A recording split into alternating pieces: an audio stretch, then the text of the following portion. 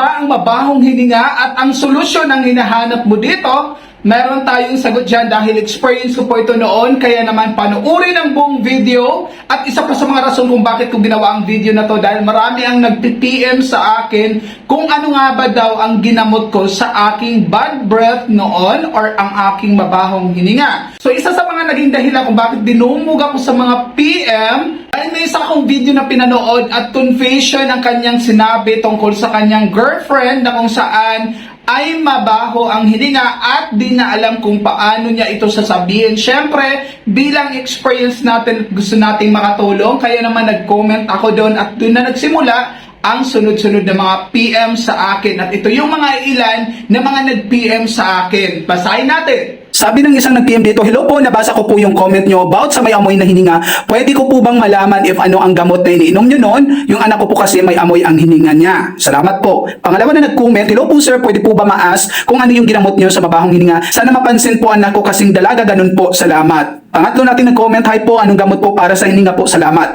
Pangapat, ano po ang gamot na binili mo sa mabahong hininga? Panglima, Kuya San Vlog, anong gamot po sa bad breath? Hindi na ako magpapatumpik-tumpik pa sa inyo. Sasabihin ko na kung ano nga ba ang ginawa ko dahil sobra akong na-stress sa part na yon at nakakawala talaga siya ng confident. Ang ginawa ko po, pumunta ako sa PGH at merong healthway doon na kung saan private po yun. Doon ako nagpunta at ANT ang pinuntahan ko po. At nung nakarap ko na po yung doktor, hindi na ako nahiyang magsabi na, Dok, ang problema ko po talaga ay mabaho po ang hininga ko. Ano po ba ang solusyon na pwede niyong maitulong sa akin? At agad niya namang chinek ang aking bibig at pagkatapos noon, agad niya akong rinisitahan at ito yung mga binigay niyang resita sa akin. Ito po ang rinisita sa akin ng doktor, esomeprazole, magnesium, pibrasum. So, iniinom ko po ito every morning, walang laman yung tiyan ko. So, medyo nakaka-bloated lang po ito ng tiyan or parang may kabag ka at minsan mahapdi po siya sa tiyan. Pero tiniis ko po yan. So, I think ang rinisita sa akin ito is good for 2 weeks ata. Hindi lang ako sure. Siyempre, sabihin naman sa inyo ng doktor kapag nagpa-check up po kayo. Next, itong sodium chloride snip naman po, dahil dry po yung aking ilong, ang nangyayari kasi sa akin is parang may sinisinghot ako na parang barado yung ilong ko. Ganon yung nangyayari sa akin noon. Kaya ito yung reseta sa akin para maging hindi dry, maging moist yung aking ilong. At ngayon wala na po yung parang may bara yung ilong ko. Okay? So yan yung purpose niya. Okay? Next natin, itong povidone iodine betadine. So ito po ay pangmumug po. Ginagargle ko to bago ako matulog and morning. Huwag ka munang magsaya, hindi porket meron ng renisita sa iyong gamot ay matatapos na ang problema mo. Dahil may ipinagbawal sa akin ng doktor na hindi ko muna pwedeng kainin katulad ng chocolate dahil napakahilig ko kumain noon ng chocolate talaga at kung ano-ano pang matatamis. At ang kasunod dyan yung soft drinks. Ang problema ko rin dyan dati kahit walang laman ang tiyan ko. Like paggising pa lang, papasok ako sa trabaho, hindi ako kumakain sa bahay, sa work na ako kakain tapos soft drinks ang ipinapapares ko sa kung ano man yung gusto kong kainin.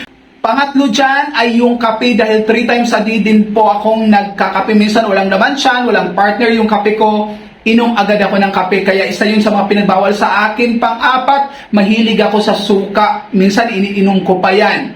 Yan yung isa sa mga pinagbabawal din. Panglima, ang mga maanghang na pagkain. Dahil totoo naman, nagpapagana talaga ang maanghang sa mga pagkain, tanggal umay talaga siya. At ang pang-anim, milk tea, isa rin po yan sa mga ipinagbawal sa akin. So, sa madaling salita, parang ito yung mga nag-cause sa akin dahil hindi nga ako kumakain, walang laman yung tiyan, kung ano-ano yung ini-intake ko. Alam mo ba kung paano mo malalaman na may babaho kang hininga? Kapag meron kang kausap at umiiwas ito sa mukha mo habang kinakausap mo siya, ibig sabihin matapang ang bibig mo or di naman kaya pigil hininga ito habang kausap ka kasi ayaw niyang mapahiya ka dahil meron kang mabagsik na hininga. So pipigilan niya yung paghinga niya para hindi niya malanghap yung kakaibang amoy ng hininga mo. Pangatlo, ganito na lang ang gawin mo. Kung meron kang close friend or kapatid na pwede mong maasahan, tanungin mo na lang ng diretso. Kapag meron kang napansin na ganun ang eksena, kapag meron kang makausap na para bang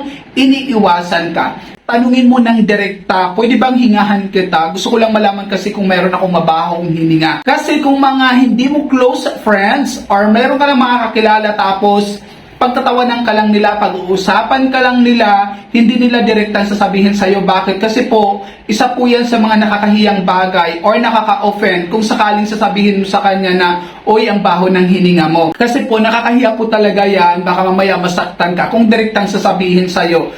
Kaya ako bilang galing na ako dyan, ang ginagawa ko kapag meron akong mga kakilala or katrabaho na naaamoy kong merong mabahong hininga, ang gagawin ko, kakausapin ko siya ng dalawa lang kami, sasabihin ko muna yung approach ko sa kanya, may sasabihin ako sa'yo, huwag ka sanang magalit.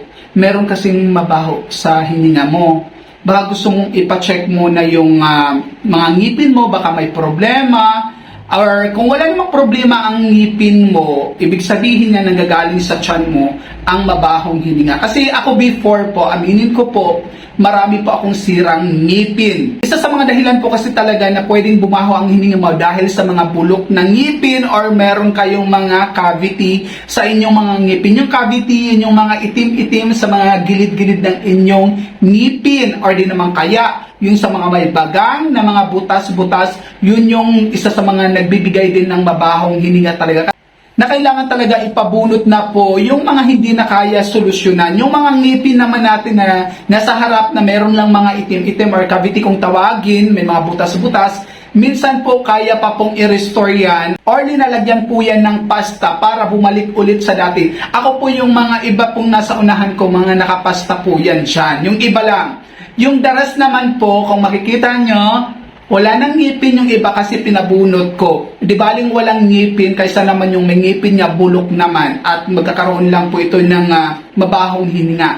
Pangalawa, yung galing naman sa bituka. Minsan kasi kapag acidic ka or meron kang ulcer, yung tipong lagi kang nagpapalipas ng gutom, minsan yung tiyan natin, doon nanggagaling yung mabahong hininga. Sa part ko po, nung nalinis na lahat yung ngipin ko, okay na siya pero mayroon pa ring bad breath. Paano kung sabing mayroon akong mabahong hininga? Napansin ko kasi sa mga kausap ko, medyo umiiwas sila. At merong talagang nagpahiya sa akin na direktang sinabi habang marami ang tao na sabi niya, mag-toothbrush ka nga kasi ang baho ng hininga mo. Nagtutoothbrush siya man ako. Ang problema nga lang, nanggagaling sa tiyan. So, that's the time na parang na-realize ko, oh my God, kailangan kong maging hygienic sa sarili ko kasi nakakawala siya ng confidence. So, after po ng pa-check up ko, siguro mga 1 week lang na pag-iinom ko ng gamot na yon at pagmumumog at yung in-spray sa ilong, napansin ko nung kausap ko na yung friend ko dahil nasa loob kami ng jeep tapos syempre siksikan halos magkadikit na yung mukha namin,